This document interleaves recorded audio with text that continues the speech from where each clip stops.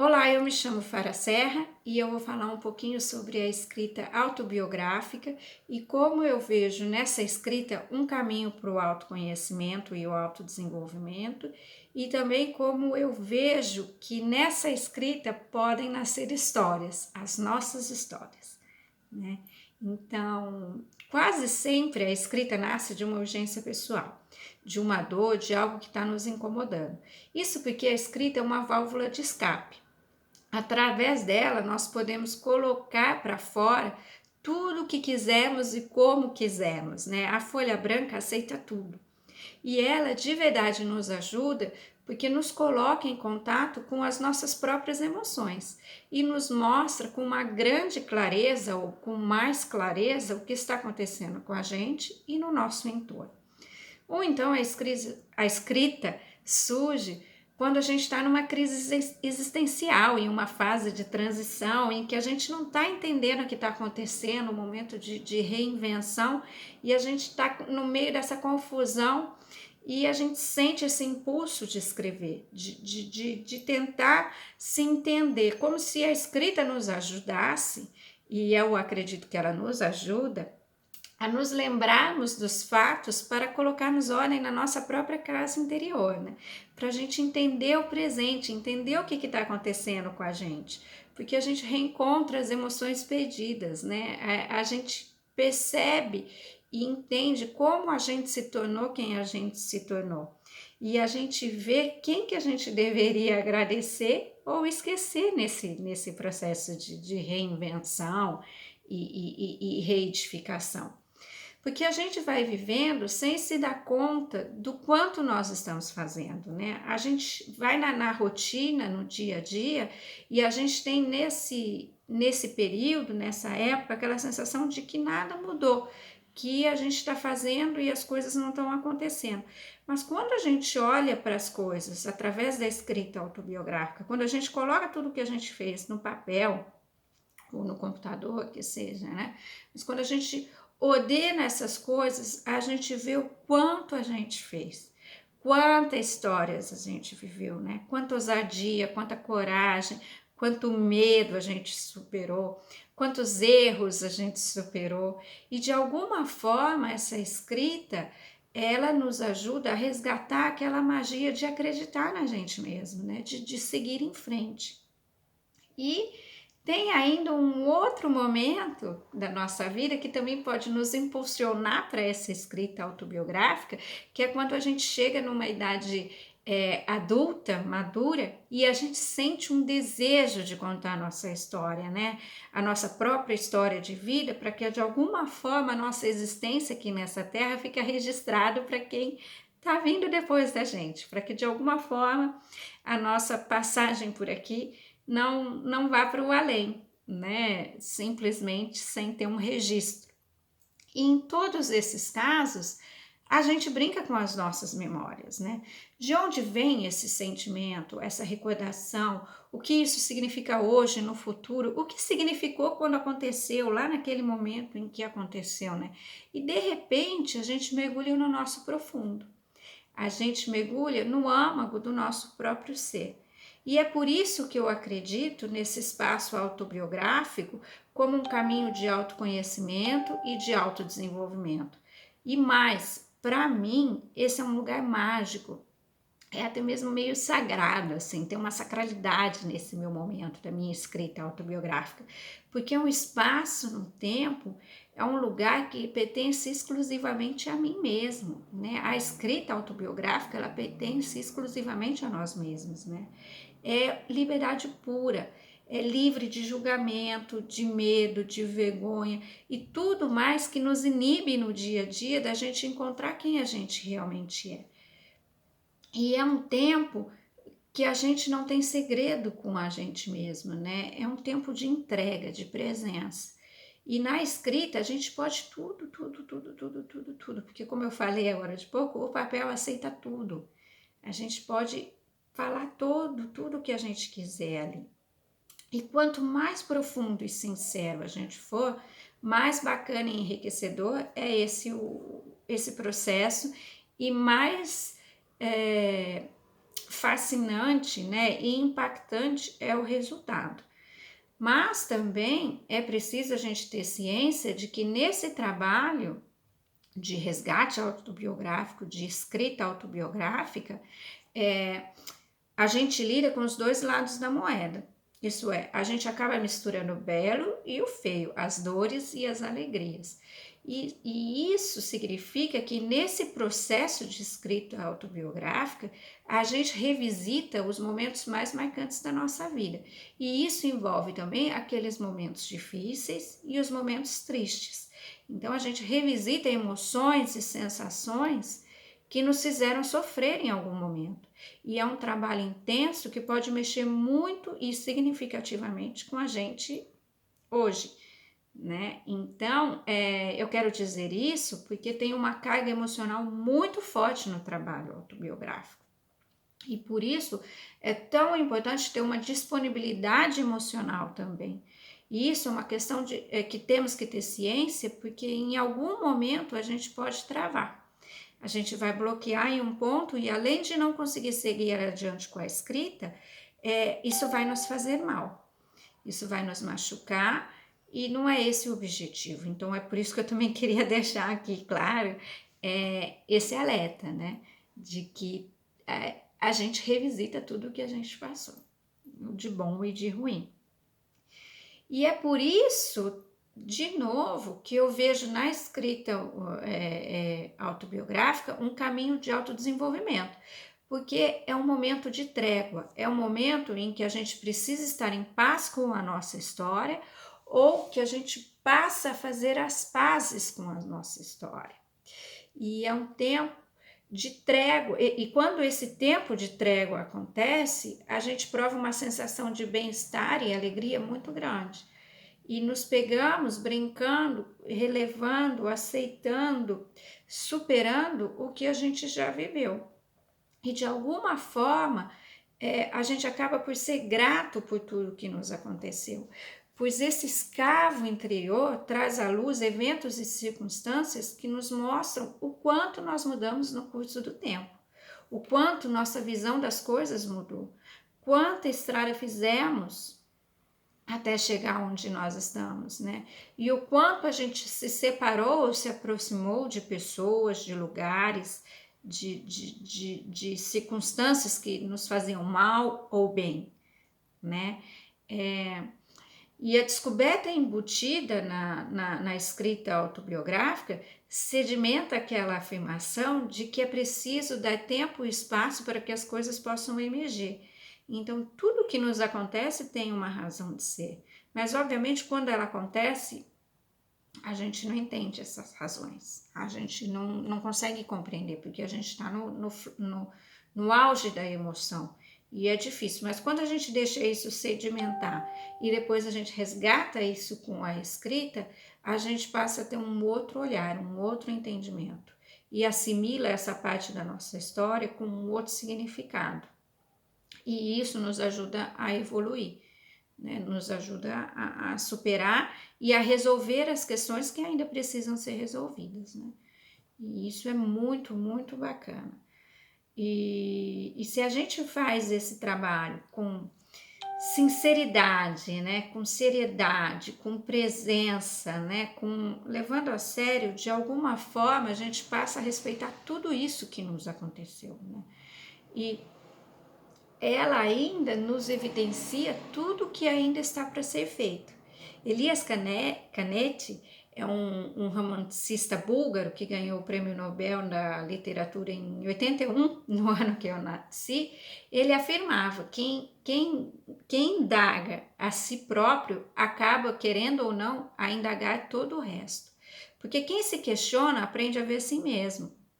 E sem querer, se esse olhar para o interior for sincero, lhe aparece todo o resto, aparece tudo que ainda não for. A gente passa a enxergar o porvir da nossa história, né? E essa parte da história, da nossa história, não é menos importante do que tudo que já aconteceu. Na verdade, é uma descoberta ainda mais rica. A gente descobrir tudo que a gente ainda tem para fazer pela frente é fantástico, né? é uma descoberta que nos dá um gás que é fundamental para a gente continuar vivendo com plenitude, com consciência de quem somos, né?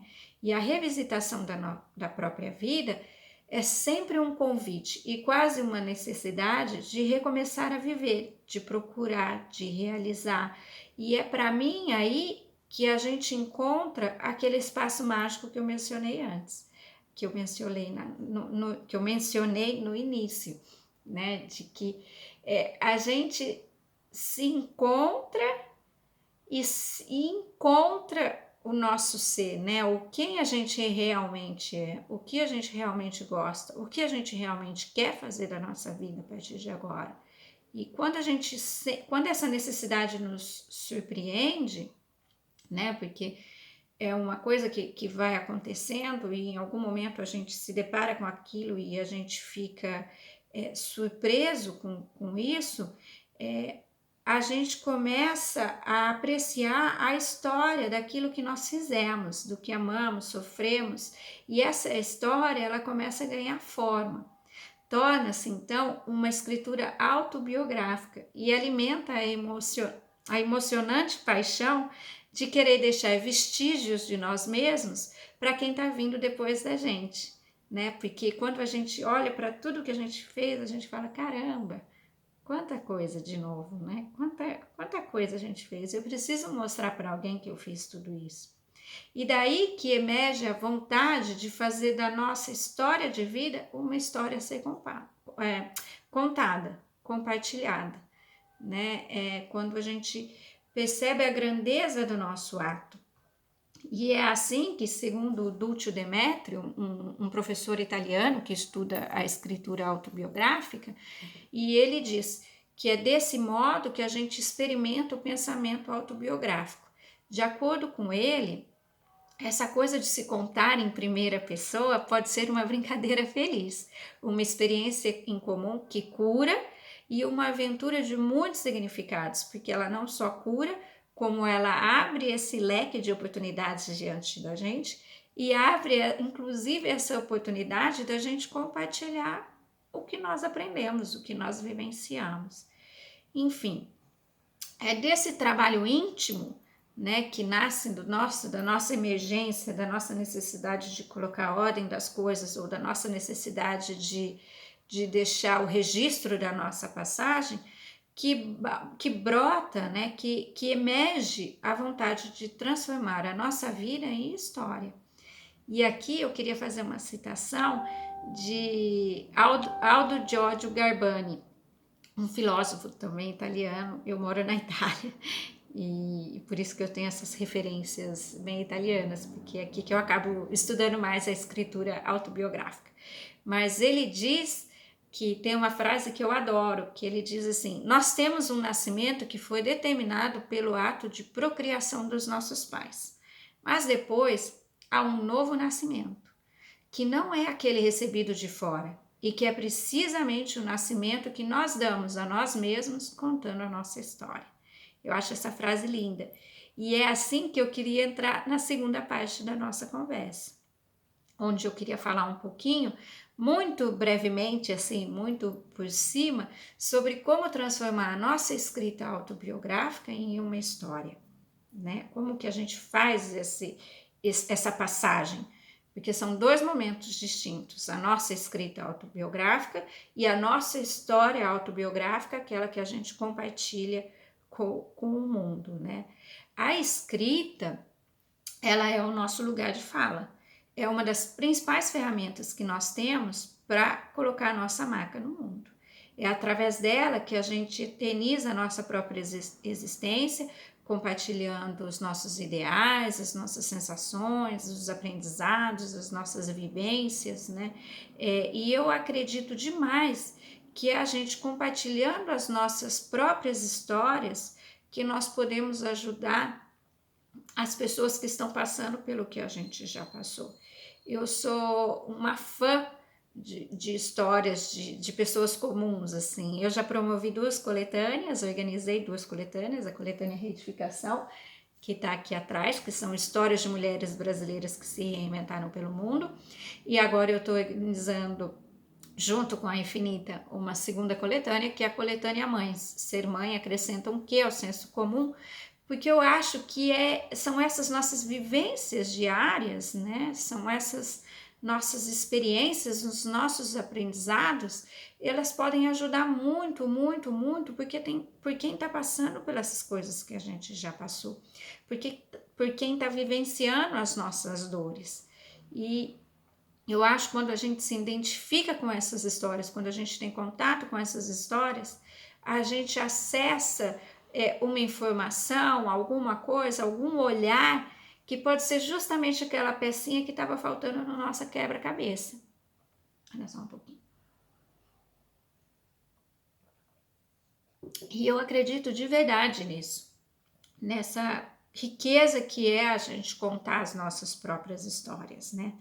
Mas a escrita é sobretudo um encontro entre desconhecidos. Por isso a gente precisa tomar alguns cuidados, né, para render a nossa história interessante e memorável para os outros, né? Porque senão é só um relato, alguma coisa assim. Mas como a gente faz o nosso relato ter um impacto na outra pessoa, né? Como que a gente faz esse passo? Né? A gente tem que dar um passo para conseguir transformar a nossa experiência em uma história que seja agradável e interessante para os demais. Então, para começar, a história é aquilo que acontece, é o que te aconteceu. A narrativa é como eu a conto, né? E a primeira pergunta que você precisa se fazer é como eu conto a minha história para você? Como que eu transmito o que eu tenho a dizer para você? E para chegar na melhor resposta, é preciso encanar a empatia, né? Isso é, a gente precisa se colocar no lugar do outro para tentar transformar o mundo. A gente precisa entender qual é a dor da outra pessoa, que também é a nossa dor, que a gente já superou, e como que a gente pode ajudar essa pessoa, né? Como que a gente pode acrescentar com a nossa experiência na vida dessa outra pessoa, né? A sua história, ela precisa ter um motivo para ser. Ninguém, a não ser a minha mãe, ou quem sabe a minha filha em alguma idade, vai ter interesse em ler os meus diários. As minhas recordações e sensações por si só. Isso não é muito interessante para as outras pessoas. Mas, se você souber olhar para a sua história com o olhar do outro, a magia acontece, né? Pois a sua história, a sua sabedoria, os seus aprendizados, aquilo que nasce em você, interessa para todo mundo. Porque o que acontece com você, acontece com o outro. E é justamente daí que emerge aquela percepção de caramba, parece que você está falando o que eu estou passando, sabe assim? Parece que você está vivendo o que eu também estou vivendo, ou o que eu também vivi. Então, é aí que a gente gera aquela liga importante entre a história e o leitor. E quando queremos transformar a nossa escrita autobiográfica em história, o trabalho ele muda de foco, né? Ele passa a ter um outro olhar. Ele deixa de ser unicamente um problema pessoal e ele precisa falar de algo que também toca as outras pessoas. É como se revelássemos algo que estava no nosso íntimo, que também está no íntimo das outras pessoas. Como diz a Ana Holanda, escrita é conexão o tempo todo. Por isso, é importante nesse processo de contar a sua história, de considerar o eu leitor. O que ele sente, o quanto a minha história reverbera nele, né? O quanto o que eu tenho a dizer acrescenta na vida dele. Mas o que gera isso, essa conexão? O que gera isso é aquela escrita sincera, a que revela as nossas vulnerabilidades, os nossos medos, o nosso lado humano. A escrita afetuosa, que a Ana Holanda fala tão bem. Quem não a conhece e quer fazer um trabalho assim, de escrever uma história em cima da sua escrita autobiográfica, eu recomendo fortissimamente que faça uma pesquisa e conheça um pouco do trabalho dela com a escrita afetuosa, porque é validíssimo, assim, é um trabalho brilhante, eu a tenho como uma grande mestre, assim, e ela nos dá insights super importantes, né, nesse processo de aprender a escrever com uma linguagem comum, com uma linguagem sincera e uma linguagem que conecta. E tem também a escrita intuitiva que o Gustavo Tanaka aborda tão bem. E ele diz, né, por vezes a gente se escreve mais para os outros do que para si mesmo, né? A gente escreve para as pessoas gostarem da gente, para as pessoas acharem a gente legal, mas a gente não coloca para fora o que realmente está dentro da gente, né? A gente não coloca para fora o que a gente tem de mais importante e de mais relevante para compartilhar. Então, a primeira dica que eu deixo é: ache o justo equilíbrio entre você e o leitor, né? Como autor, você precisa sempre ter uma certa distância daquilo que se escreve, né? O olhar justo é ter aquele do leitor externo. Isso é, se o texto é muito autorreferenciado, se você só fala de você e só conta coisas suas, né, sem compartilhar aquilo que você tirou dessas experiências, ela é importante para você, autor, mas não é para o leitor. Ela não é uma história interessante para quem lê. Mas esse distanciamento ele tem que ser feito com muita delicadeza, com muita sutileza, porque ele pode ocasionar a perda da sua essência pessoal. Então, assim, você tem que ter esse distanciamento de tornar a sua história interessante para os demais, mas sem que ela perca a sua essência, sem que ela perca o seu tom de voz, né? E a sua mensagem pessoal. Um trabalho interessante nesse tipo de escrita, quando a gente conta a nossa história, né, é de tirar a gente do meio. Isso é, quanto mais você se tira do meio, mais a história fala, né? Quanto mais nos aproximamos ao que sentimos, mais a gente consegue chamar e mostrar a quem lê de uma maneira que ele possa se identificar com o que a gente está falando. E no final, a história está falando da gente. É um distanciamento, esse distanciamento, ele é libertador, muito libertador. E às vezes, se você cria um personagem que não é você, ele é ainda mais libertador. Mas isso exige alguns cuidados e sobre isso a gente vai falar um pouquinho mais para frente, sobre os personagens. Mas o que eu queria dizer, então, é esse olhar que você precisa ter para o lado de dentro e o lado de fora constantemente.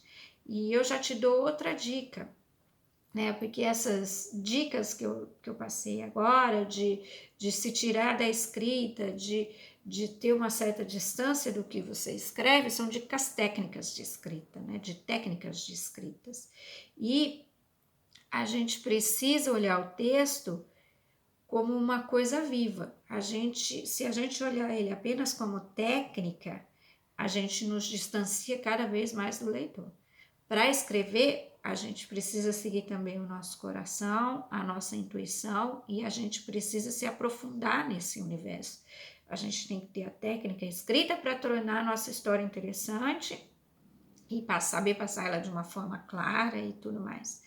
Mas a gente tem que ter a nossa essência, tem que ter a nossa pegada ali nessa escrita, né? E vivenciar a palavra, se conectar com ela no profundo, que é o que a Ana Holanda diz tão bem, resulta naquele memorável que eu mencionei lá no início. A gente precisa tornar a nossa história memorável para quem lê, né? Mas isso só conecta se a gente sabe teorizar a vida através do texto. Se a gente reflete, sente, não só com as técnicas de escrita, mas também próximo à vida, aos acontecimentos cotidianos, ao ordinário, aquilo que realmente traz a nossa presença para o texto, né? A nossa marca registrada, a nossa individualidade ali para aquele texto. Isso não é fácil, não é nem um pouco fácil. E é uma coisa que a gente só aprende com a prática, Quanto mais a gente escreve, mais prática a gente tem e mais a gente consegue se aprimorar nesse sentido. E é justamente aí que mora a grande dificuldade do autor autobiográfico, é balancear as palavras e as técnicas, né? E aprofundando um pouquinho mais na parte técnica, né? Uma história, para que ela seja uma história, é fundamental que ela tenha algumas coisas, né? Ela precisa ter enredo, tempo narrativo, precisa ter o narrador, o personagem, a ambientação. Então eu vou falar muito brevemente, porque senão esse vídeo vai ficar enorme, mas assim, como o enredo é... Desculpa. Um enredo é o que torna uma trama interessante. É o que envolve o leitor para trazer ele para dentro da sua história, né? Então, tem que ter um problema a ser superado, tem que ter um futuro esperado, precisa acontecer alguma coisa na sua história, você não pode só relatar os fatos, tem que ter algum acontecimento, né? E os autores chamam esse acontecimento de trauma. E esse trauma é o coração da sua história, né? É o que muda o curso da sua história e é o que dá origem à narração. E a história tem ainda uma estrutura que, se ela não tiver, ela não existe.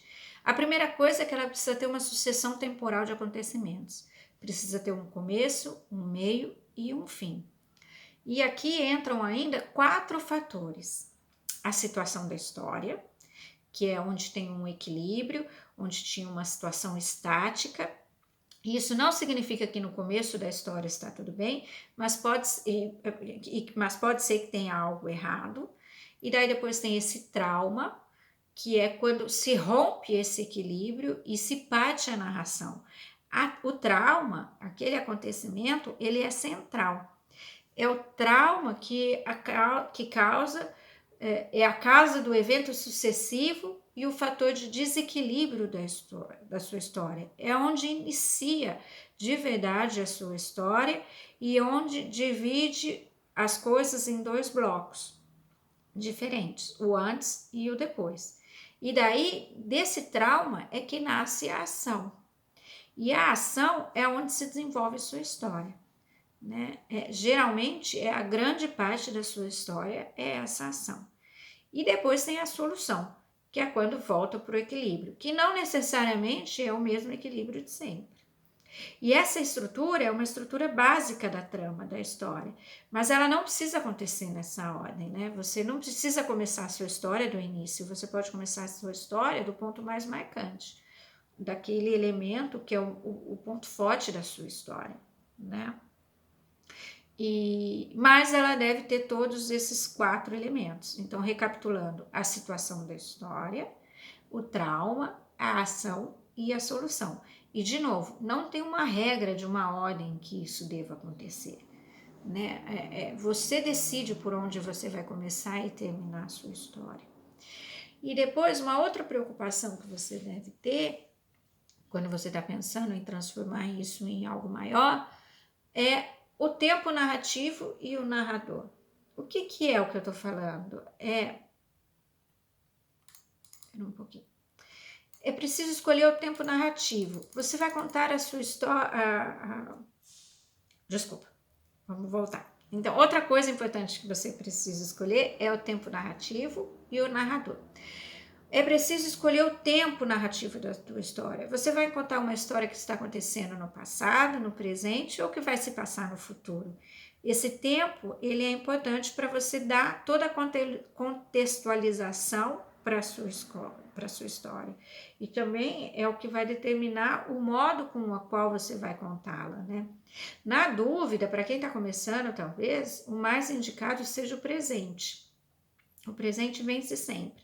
E o presente indicativo é o mais penetrante e imediato, porque é quando a ação acontece no momento em que você narra a ação, né? A história acontece naquele momento em que que o leitor está lendo. E isso tem um impacto, ele é mais penetrante, né? Mais impactante, né? E quando se passa a sua história, né? em que momento, se você está escrevendo uma história, por exemplo, que se passa nos anos, sei lá, nos anos 50, você precisa usar as palavras da época, você precisa descrever os veículos, os objetos da época, as casas da época, as cidades da época, né? Você não pode nunca escrever, quando a gente está falando, a gente não está fazendo um conto ficcional, né? A gente está fazendo uma coisa autobiográfica, a gente precisa ter essa precisão nessas referências, porque isso dá credibilidade para a nossa história, né? Então, quando a gente está fazendo uma história autobiográfica, a gente nunca pode esquecer da realidade da época que a gente está retratando, né? O que estava acontecendo historicamente no nosso entorno. Não subjugue nunca o mundo que tem ao nosso redor, né? A sociedade, a política, as notícias marcantes, os acontecimentos históricos, porque isso atinge todo mundo. Isso ajuda a gente a gerar aquela conexão que a gente estava comentando lá. Um exemplo banal, né, como todo mundo sabe, todo mundo lembra o que aconteceu com a gente no dia em que o Ayrton Senna morreu.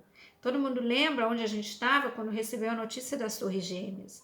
Então, essas histórias marcantes, esses fatos marcantes, né, eles ajudam a gerar conexão porque as pessoas resgatam as suas próprias memórias, resgatam as suas próprias lembranças, né? Então, essas coisas que a gente testemunha, nos ajuda a gerar essa conexão com o leitor.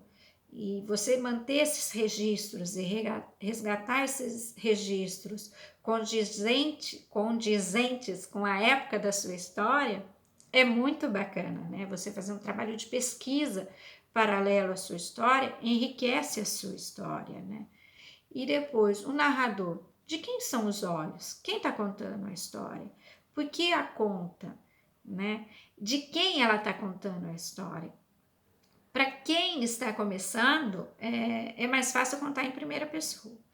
Né? É como se você fosse o personagem. Então, nesse aqui, é a pessoa quem fala. É o próprio personagem quem fala. E quando é o próprio personagem que fala, ele não sabe tudo, porque a gente não sabe tudo. Né? A gente tem o nosso ponto de vista, o nosso conhecimento. E o personagem em primeira pessoa é a mesma coisa. Depois tem o personagem em segunda pessoa, né? Que é tu, você, aquele com quem se fala. E aqui o autor, ele vê tudo que o personagem vê, mas ele também tem o seu próprio conhecimento. Então, acrescenta um pouquinho, alguma perspectiva diferente que pode ter a sua história. E tem ainda a terceira pessoa, que é ele e ela, e é de quem se fala. Aqui o autor, ele é onisciente, ele sabe tudo, né? Ele orquestra tudo. Só que tem um trabalho muito extra. Contar a sua história em terceira pessoa envolve em não sentir a história em primeira pessoa. E é um trabalho um pouquinho mais elaborado, né? Tem que ter uma distância bem maior entre você e o personagem. Então, são coisinhas que a gente precisa ficar atenta quando a gente pensa. E depois, toda história precisa ter um personagem. E é o personagem que marca o leitor. É o que fica nele depois. É aquele ser que gera aquela conexão que a gente vem falando até agora, né? Ele é o portador do que você tem em mente. O personagem é o veículo onde se passa a sua história, né? E ele precisa ser muito bem feito, muito bem caracterizado para se tornar um personagem convincente, né? E ele tem que fazer com que o leitor participe emocionalmente da história. E é preciso criar o personagem pensando então nesses pontos de vista, né? Primeira, segunda ou terceira pessoas, e também nos seus aspectos psicofísicos, né? E muito cuidado, de novo, nessa escolha, porque o personagem precisa ser credível. As pessoas precisam acreditar nele. A credibilidade da sua história depende da credibilidade daquele ser. As pessoas precisam conseguir imaginar aquele personagem como uma pessoa real. E a sua caracterização também pode ser mostrada através da relação que ele tem com as outras pessoas, com os outros personagens da história. E toma muito cuidado, mesmo na escrita autobiográfica, de não escrever sempre só sobre você mesmo. Tenta incluir algumas características, algumas coisas de outras pessoas no seu personagem.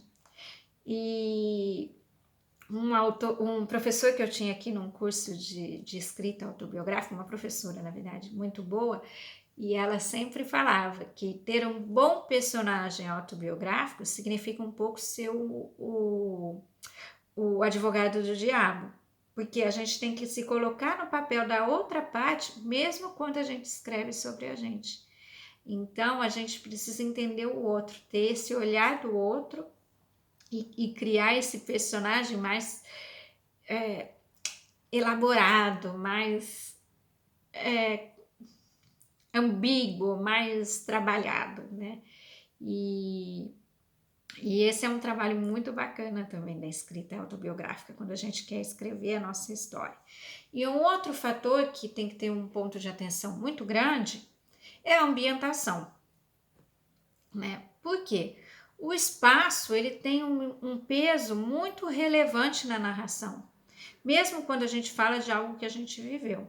Né? Tem que incluir um aspecto visível na nossa história. O espaço ele é fundamental em todas as narrações.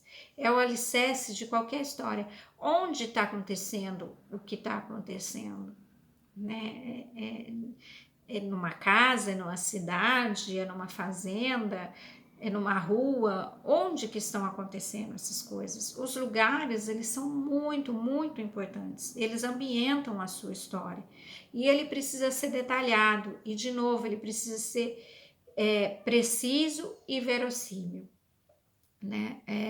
Ele precisa ajudar a criar o cenário. Né? A ambientação é o cenário da sua história. E diferente de um filme que a gente vê, né, esse cenário ele precisa ser descrito, porque tudo isso são fatores que ajudam a pessoa a entrar na sua história, ajudam o leitor a entrar na sua história. Né? E isso, de novo, precisa ser muito bem feito para que a sua história seja credível, porque senão, se é uma coisa muito sem pé nem cabeça, o leitor larga para lá e não termina de ler, né? Mas atenção também nesse detalhamento, coloca só o que é imprescindível para a história, sabe? Não precisa acrescentar tantos detalhes, coloca só o que é fundamental que esteja ali, né? E uma dica super legal é escrever as cenas. Aqui é uma dica muito bacana que eu tinha anotado aqui, que é de escrever as cenas e não contar os episódios. Então, é assim, mostra a situação, mas não a conta. E o ambiente nos ajuda muito, muito nesse processo, porque o lugar ajuda o leitor a entrar no sentimento do personagem. As características do ambiente ressoam nos sentimentos. Então, por exemplo, o medo. Eu estava andando numa estrada vazia, que não tinha uma iluminação, e de repente eu entrei num beco muito mal iluminado e senti uns passos atrás de mim e era um lugar sem saída. Então, você criar essa descrição da ambientação, você já vai gerar todo esse medo. Você não precisa dizer que você estava com medo num ambiente desse, né? Isso já vem embutido e você vai criando essa sensação com essa descrição do ambiente. O ambiente é muito bacana e é fundamental nessa criação dessas emoções, né? Que muitas vezes tem que ficar mais subentendida do que dita, né? E eu vou falar um pouquinho mais sobre isso, sobre essa coisa de não contar tantas as emoções. Mas ainda, quase para acabar a nossa conversa aqui, as autobiografias nunca são 100% sinceras, né? E quase todo livro nasce de histórias pessoais. Mesmo os livros de ficção, eles têm muitas partes pessoais dos autores. E mesmo nas histórias, então, autobiográficas, é permitido inventar, né? Para a gente contar melhor a história, contar melhor a realidade. A gente pode inventar algumas coisas, mas cuidado, é preciso ter parcimônia nessa invenção, né? O seu discurso, ele precisa ser convincente sempre, né? E mais,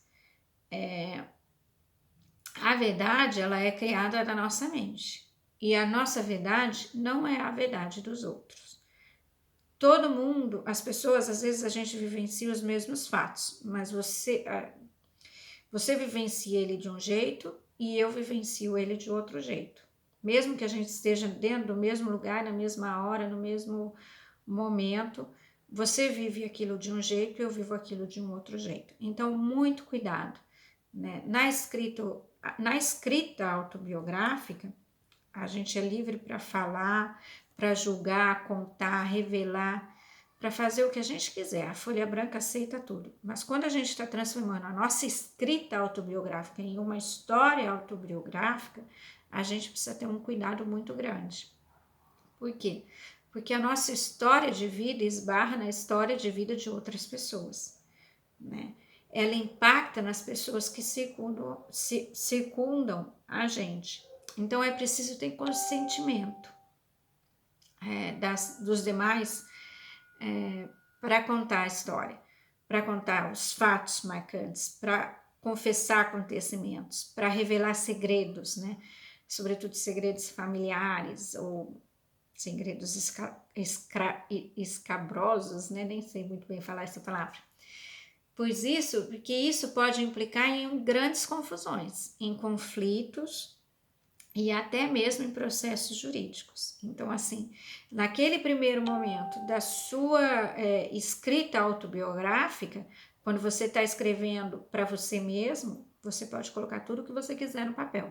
A partir do momento que você vai publicar isso, que você vai transformar isso numa história, você precisa tomar esse cuidado, você precisa conversar com as pessoas envolvidas que podem ser impactadas por aquilo que você está contando, para evitar maiores dores de cabeça, tá bom? E isso vale mesmo quando a gente tem personagem, mesmo quando a gente cria um personagem que teoricamente não é a gente, né? São cuidados importantes.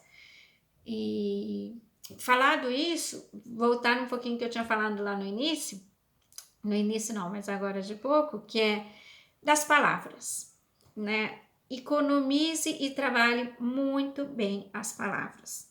O texto, quanto mais enxuto, mais ele funciona. E cada linha do texto, ele precisa ter a sua necessidade. Quantitativamente, a gente escreve muito para falar pouco. E quando a gente escreve sobre a nossa vida, a gente acha que tudo é importante, né? A gente tem uma dificuldade muito grande para eliminar. Mas a gente tem que ter esse cuidado, esse zelo de tirar tudo que está do excesso. Um outro professor aqui muito bom, que eu tive num curso de editoria que eu fiz, um editor já foi editor de grandes casas, de grandes editoras aqui da Itália. Ele tem uma técnica que ele nominou técnica de samurai, que a gente tem que destruir o inimigo.